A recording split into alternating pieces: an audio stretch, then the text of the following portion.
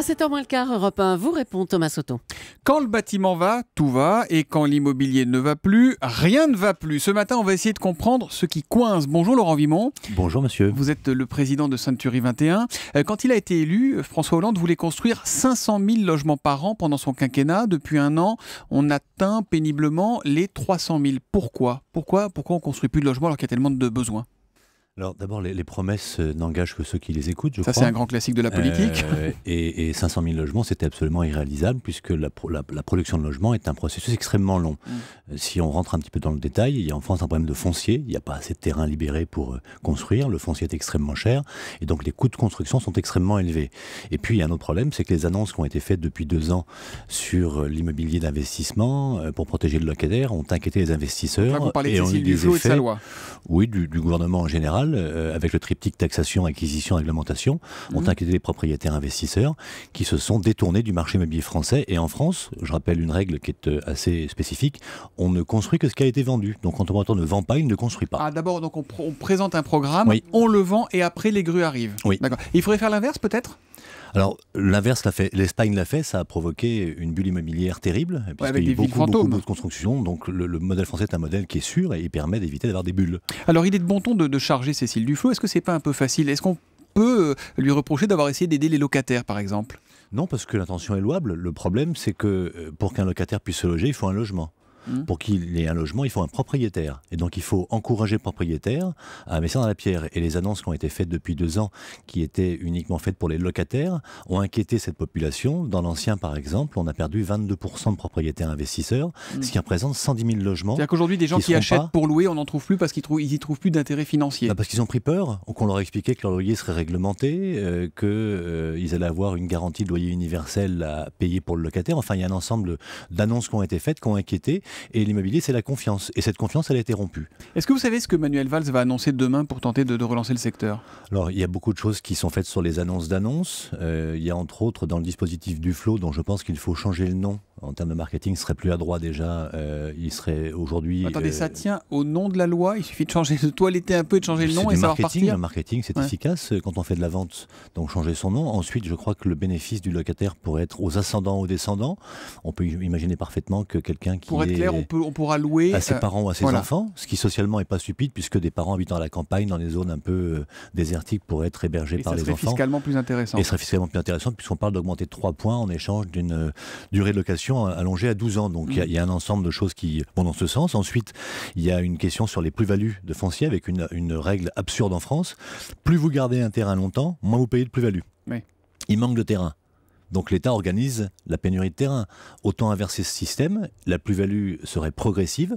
Plus je vends mon terrain rapidement, moins je paye de plus-value. Bon, il y a une crise en France, ça ne faudrait peut-être pas l'oublier. Donc les gens n'ont plus ou pas les moyens d'acheter. Il ne faut pas l'oublier, ça joue aussi sur le marché. Oui. Parce qu'on peut dire, voilà, c'est l'État, c'est les lois, c'est ce qu'on veut. On il y a m'a aussi souvent le demandé, porte-monnaie est-ce qui le est moment vide. d'acheter ? C'est une question compliquée. Les moyens aujourd'hui sont favorisés par des taux bas, puisque les taux sont à moins de 3% et que des taux bas permettent d'emprunter un peu plus d'argent ou d'avoir une mensualité plus faible. L'immobilier ancien a baissé de 3-4% depuis 2 ans.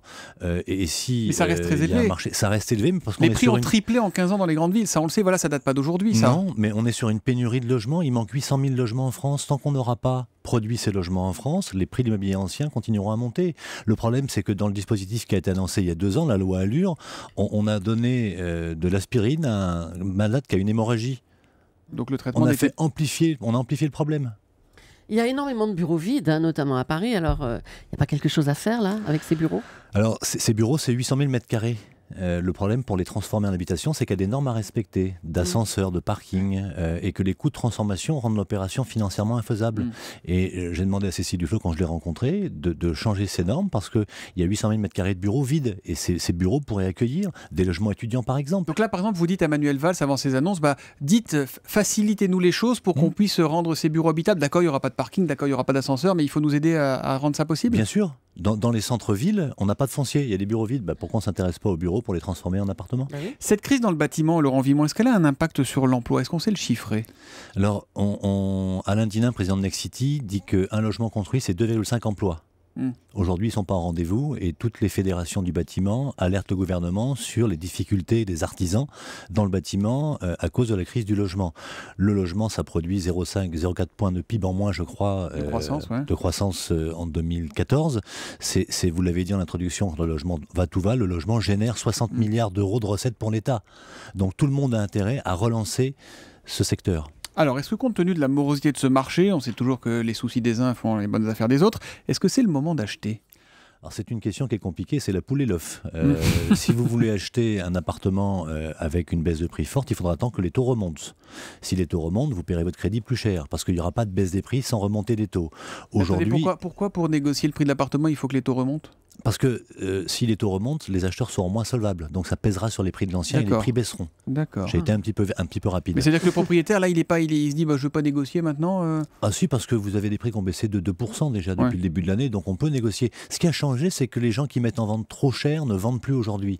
Il y a 2 ans, les prix montaient, donc les prix étaient rattrapés par la hausse des prix. Aujourd'hui, quelqu'un qui met en vente au-dessus du marché ne vend plus et les acheteurs ont repris la main, ils ont le choix, ils comparent et n'achètent plus à n'importe quel prix. Mais à votre question sur ce moment d'acheter, acheter en bloquant sa mensualité sur 15 ans avec un taux à 2,8%, c'est pas que stupide. Mais pour acheter, il faut un apport important quand même au départ. D'abord, intellectuellement, c'est bien de préparer son achat et de faire un apport personnel, de le constituer au moins 10%. Plus l'apport est important, plus la banque vous fera des conditions de financement favorables. Et puis, c'est pas la peine d'emprunter sur 25 ans à taux variable avec 0% d'apport. Non, là, il faut du taux fixe. Il faut pas acheter à n'importe quel prix. Pour les investisseurs, ceux qui veulent acheter pour louer, qu'est-ce qui reste intéressant aujourd'hui ? Il faut attendre les annonces là pour... Alors dans le neuf, il faut attendre les annonces puisque elles auront des effets, je pense, assez rapides et elles seront plus favorables aux investisseurs. Dans l'ancien, il n'y a pas besoin d'attendre puisque le marché existe. On a besoin d'investisseurs pour loger les locataires en France. Voilà, on ne va pas faire les bonnes affaires possibles dans les 36 000 communes de France.